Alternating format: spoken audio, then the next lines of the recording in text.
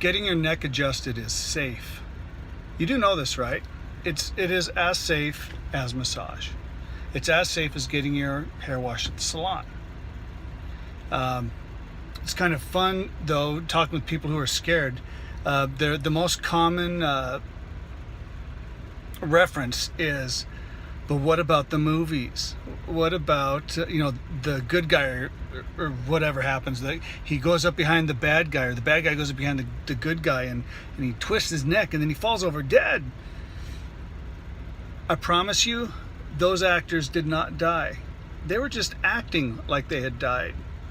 See, there's something that is called the willing suspension of disbelief. That's what it's called. It's called, quote, the willing suspension of disbelief. That is what the audience members give the players on stage, the actors on the screen, in order so that they can enjoy the film or the act or the play that much better. We give them the willing suspension of disbelief. So that is why it is so important that you have that set nailed down, because if that set sways even just a little bit, you flash everybody right back into reality. That, I'm a guy in an audience and I'm watching actors up on stage. Or, if you mess up your lines, it's like, oh no, now I'm just watching bad actors mess up their part. And it's even better when it's a film, because if it's a film, the director just says, cut, bad acting, cut, you tripped, stood over again. And to the effect that it is able to take the audience's willing suspension of disbelief so much further.